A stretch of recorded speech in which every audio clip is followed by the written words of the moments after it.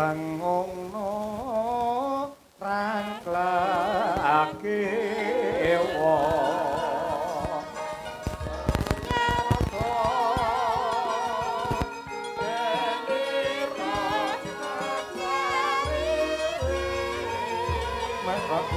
Panggilan Haruno Abdi Nekane Ngopo Rapuh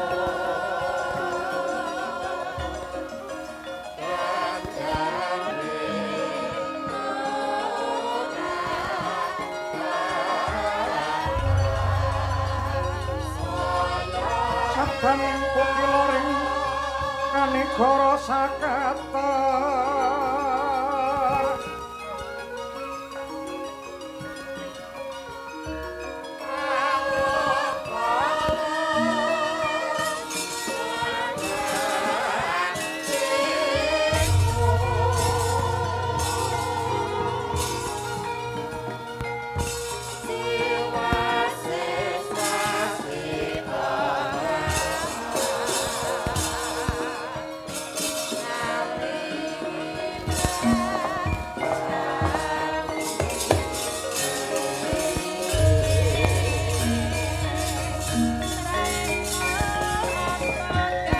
anakku ngger Anurwindo mara gagi sameptakna gelar baris supit urang sliramu supit kang kanan dene patih jangkar bumi supit ingkang gering sakwise mangkono giringen prajurit Singamalaya ing tengahing supit urang banjur pun Rama ingkang bakal anggempur nun inggih sendika ngestakaken dawuh paduka Kanjeng Rama Antareja kebat gage mangkat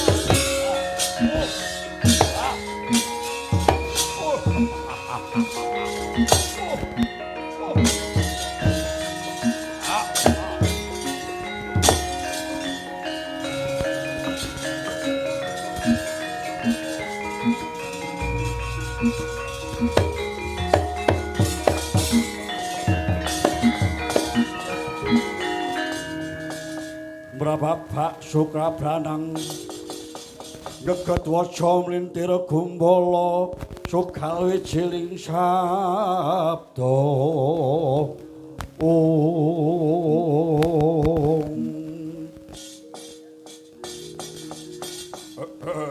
ala bojleng iblis latat kowe prajurit darat saka Indraprasta kowe wani adwarep karo sing jenenge Maruta apa kowe njaluk tak untapke ning neraka jahanam ayo tanding ana iki sing jenenge Danurwenda tanganku kan bakal ngantrake ngecatke nyawamu wah babuh mati diri aku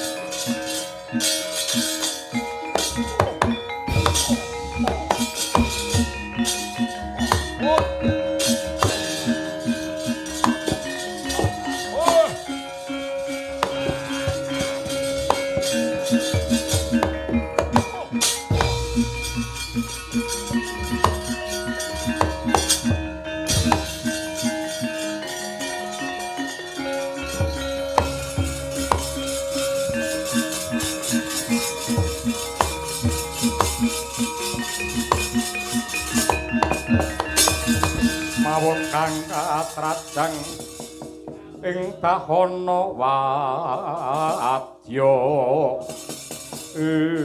waladalah prajurit daratan Ngendra Prasta ngidap-ngidapi. Aku Jala Maruta nyawang saka kaduan tetungguling para prajurit kae cetha lamonta anak Werkudara sing barep jenenge Antarja. Wis katon ndak tropong saka kene. Waton Antraja bisa ndak tlikung liyane mung kariningkes. Jala Maruta nibake Jala Sutra tampar kencana.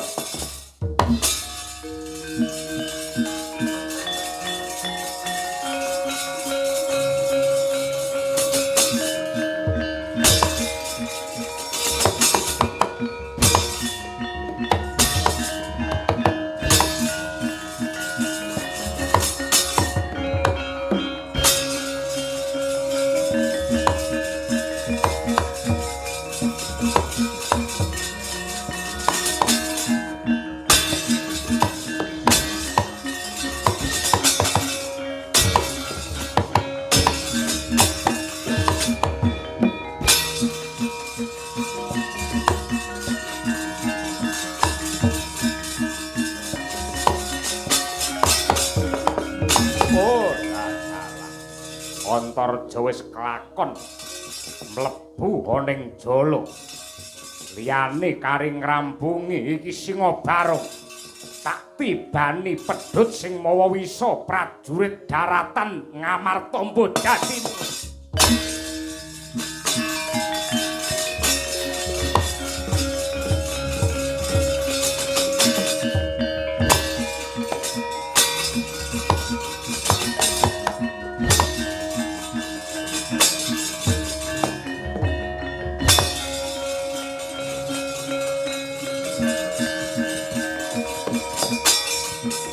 yo. Ana wisa.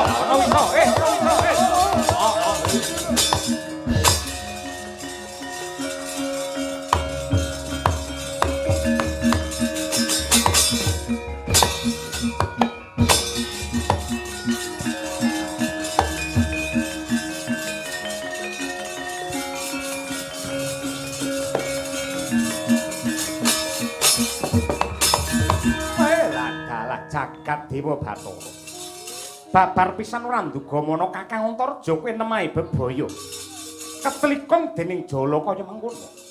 Dasari wadya balamu kena wisa ingkang bebayani kabeh padha mundur tanpa daya. Sing jenenge wisa bakal tumangkar saya dadi lamunta. Hawane adem.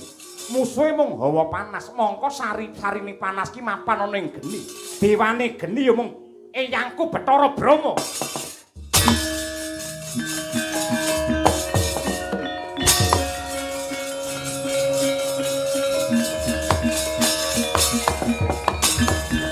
Saklebeting batos nenggih Sang Antarja tansah hangaturi dumateng ingkang paman Sang Senopati Agung sarana kebatosan nenggih panengah Pandhawa Raden Arjuna tanggap ing sasmita sigra nyaketi dumateng ingkang putra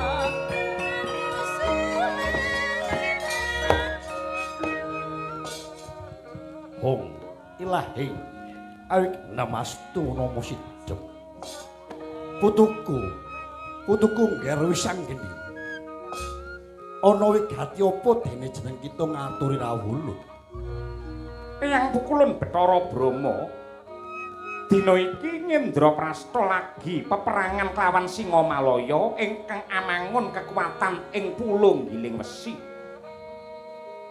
Sejatine wadya bala Ngendraprasta wis kasembadan ngundurake wadya Singamalaya nanging Patih Singamalaya ya kuwi Singabarong nindakake karti sampeka ketitik anyebar angin ingkang mawa wisa nyebabake akeh prajurit Ngamarta mati sadurunge perang.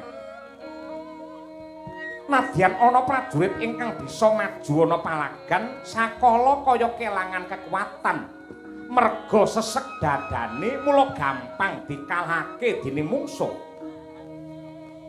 Iya kula. Bab kuwi jeneng kita ora perlu sumelang.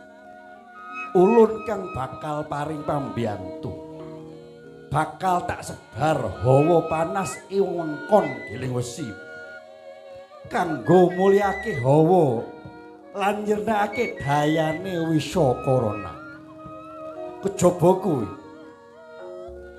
perintahana marang prajurit Indraprasta supaya anutup tutuk lan grana nganggo piranti lan nggunakake kaca kanggo tameng mripat supaya ora kena wisa. Lan uga amarangi kabeh gaman lan pusaka merga Wisakarana bakal sirna lamun kena gandane lenga warangan. Oh, iya yang kabeh sing ndok dawake bakal ndak tindakake ora liwat Wisanggeni ngaturake panuwun Eyang. Iya kula.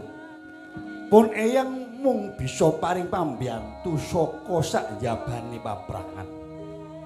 Percaya nggih, sapa sing bener bakal dijejer, mula enggal tindak ana dawulun. Tak awat-awati saka kahyangan Duksina nggih.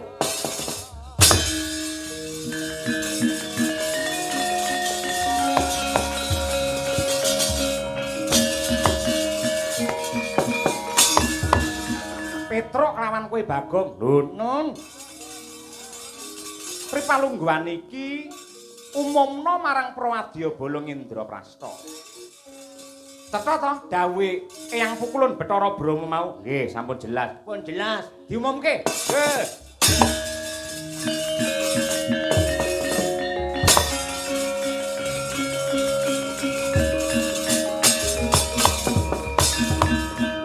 Pengumuman kabeh para prajurit Ngendraprasta.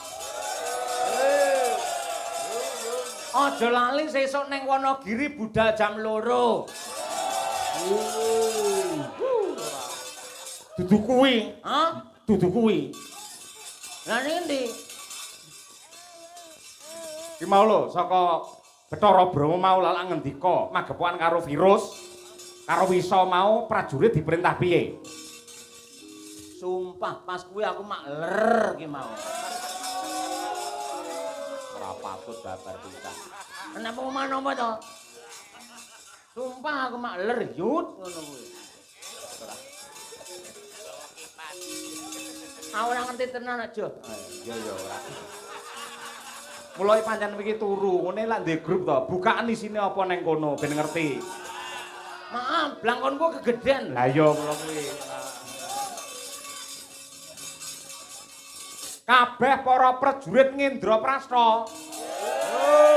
Yen pengin slamet saka wisa sing bebayani, dina iki kabeh tutuke lan irunge ditutup. Mripate ditutup nganggo kacamata laskar bika. Lan uga pusaka kabeh diwarangi. Ya kanthi kaya ngono iso. Ya kuwi nyingkirake virus sing jenenge corona. Jane corona wae ra apa-apa lho, Truk. Apik malan. Engko bar wayangan rekaman virtual terus jagungan ning mburi kelir, ya ta. Ning kloso kae, terus karo nggo komplong dewe-dewe isi mbako, ya ta. Aku nggo bolu. Lah ngono kae. Karo ana sing nyekel HP iki ngangge mos ngono kuwi apik kuwi.